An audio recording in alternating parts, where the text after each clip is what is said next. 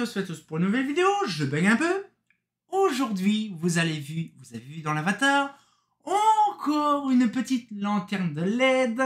Oui, c'est vrai qu'actuellement, je vous explique en gros à l'avance, les lanternes LED actuellement, je m'engage à récupérer pas mal de modèles différents, neufs ou usagés, peu n'importe, cramés, on s'en fout.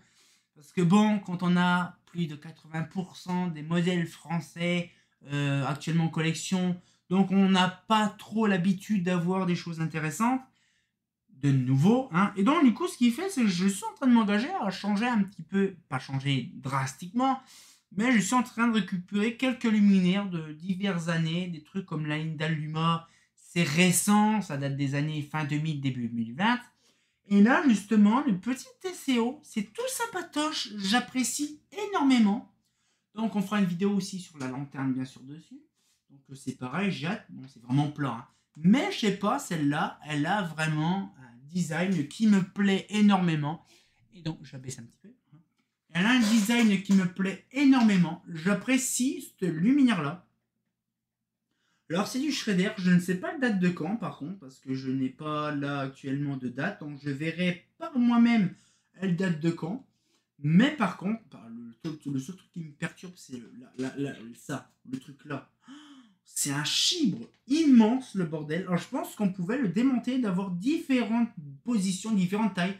Donc je regarderai plus dans le catalogue quand je ferai la vidéo, la série La Lanterne, vous aurez la doc, vous aurez les infos.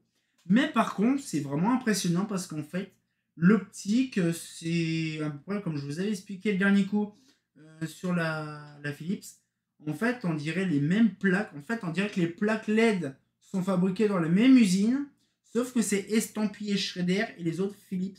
C'est impressionnant parce que c'est les mêmes designs, le même topographique d'écriture, le même machin, le même design. Sauf qu'après, bon, c'est Shredder qui sont amusés à coller leurs lentilles dessus, comme une dalle, pareil. Donc je pense que c'est vraiment une dinguerie. Par contre, on dirait il y a un poil dedans. Alors par contre, c'est drôle, mais il y a un poil dedans, alors que l'optique est hyper étanche. Je ne sais pas comment ça se fait. C'est trop drôle. Le truc est scellé étanche. Bon, si, c'est pas scellé, mais il y a qu'à vis à défaire, un peu comme les Zaro Pro ou comme l'autre qu'on a vu tout à l'heure. Mais par contre, dedans, ça gigote un peu. Donc, je sais pas. Mais non, franchement, on verra. Je spoile pas tout le truc. On fera vraiment un truc bien précis là-dessus. Je pense que la TCO, je crois que si je regarde, j'ai encore le truc affiché. Je vous le dis comme ça, on se grade quand même. Je crois que la TCO, elle sortira en fin d'année, oui. La Indalark aussi. Donc oui, je pense que je vous garantis, vous serez, très intéressé là-dessus. Je pense que la Luma, si je me rappelle, vite fait en gros, la Luma, oui, elle devait sortir en 2025, mais elle sortira en fin d'année. Donc ça sera très très bien. Donc non, je pense qu'on va se faire un petit peu plaisir là en fin d'année parce que je ne devais pas prévoir la faire. Donc non, je pense que la Luma qu'on a vu le dernier coup, elle sortira pour la 200e. C'est intéressant pour la 200e. Et puis je pense qu'on verra la TCO en novembre 2023 et puis la Indalark en décembre 2023. C'est intéressant quand même. Donc on va un truc très intéressant en fin d'année. Mais par contre, c'est vrai que la TCO, pour moi, c'est un luminaire qui remplace pas mal de modèles. C'est bien dommage, j'avoue, c'est bien dommage. Mais par contre, c'est un luminaire qui me plaît. On va dire oui, c'est plat, c'est dégueulasse, j'aime pas. Mais moi, je sais pas, elle m'a tiqué de l'œil, j'aime bien. C'est comme la Indaluma, c'est comme certains luminaires que j'ai actuellement, comme la Senso. Donc maintenant, j'ai deux luminaires Shredder en LED. Donc la Senso et la TCO. J'en ai plein que je voudrais récupérer. Après, je l'ai éclaté que Stellium ou l'ai éclaté que Tweet, bien sûr, chez eux. Mais franchement, là, actuellement, je suis refait, je suis bien content. Par contre, c'est ça qui est chiant, c'est que là, actuellement, sur le Shredder, il n'y a aucune étiquette à l'extérieur. Et j'ai remarqué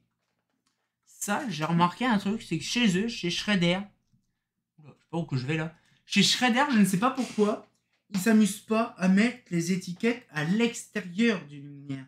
Genre à chaque fois, chez Shredder, quand tu veux savoir la référence, la couleur, la date, tout est à l'intérieur du luminaire, mais pas à l'extérieur. L'Indalark, par exemple, je ne sais pas, Mais pas mal de luminaires, comme Philips, comme beaucoup de luminaires, ils ont toujours la petite étiquette en bas, genre au niveau d'ici, dans ce coin-là, au niveau d'ici. Bon, là, par contre, il y a le gros logo Schreier qui est tamponné, imprimé dessus, qui est, on va dire, en relief. Mais par contre, j'aime bien, je sais pas, c'est vraiment luminaire de maintenant. Il faut que je m'adapte. Il y a des luminaires que j'apprécie, il y en a des luminaires qui, je trouve ça pas très fou, mais je vais faire en sorte de la récupérer. Sachez quand même, on va reparler de là-dessus, c'est que les lanternes LED actuellement, je me reconvertis un petit peu à peu près à ça, parce qu'il faut dire que déjà là, ça, c'est la première génération de Schrader TCO. On est déjà à la 3e génération de TCO. Déjà. Hein. Et donc, on imagine déjà. Ça, c'est la version avec pas la lentille dessus. Donc, on a vu avec la Luma. C'est une version standard, sans le machin. Mais, pour info, moi, je pense un truc. C'est simplement, ces lumières-là sont faits rapidement. C'est récent. Sauf qu'en fait, c'est tellement de la chie par certains trucs et certains trucs. Donc, du coup, les luminaires sont, on va dire, générés différemment. Vous imaginez qu'on avait, par exemple, on va dire la Philips Iridium. On est déjà à la 4e génération d'Iridium. Alors que la première Iridium, elle n'a même pas 23 ans. Vous imaginez qu'on a déjà fait 4 générations. Je crois que la Iridium génération 3, la 3e génération d'Iridium, elle a duré comme peut-être 4 ans, 5 ans. C'est tout, c'est rien. Mais franchement, la TCO, j'apprécie beaucoup. Luminaire aussi Schrader. Hein.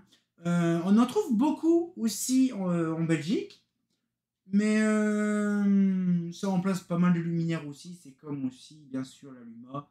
C'est des luminaires qui sont, on va dire, fonctionnels dès maintenant. Hein. C'est de notre époque. Ça, faut dire, la Linda Luma, la Schrader TCO, la Senso, la Tweet, des trucs comme ça remplace beaucoup de luminaires. C'est bien dommage. Mais pour un autre côté, c'est quand même un luminaire que j'apprécie énormément. Donc du coup, ça pose pas de problème. Mais par contre, trouver par contre des luminaires Pelata, vraiment des spatules racloirs à givre, là, non, c'est pas foufou. Hein. Moi, par exemple, comment non, c'est une Eclatec, je crois, une Eclatex, c'est une dernière génération. C'est une spatule, c'est un carré avec un emmanchement.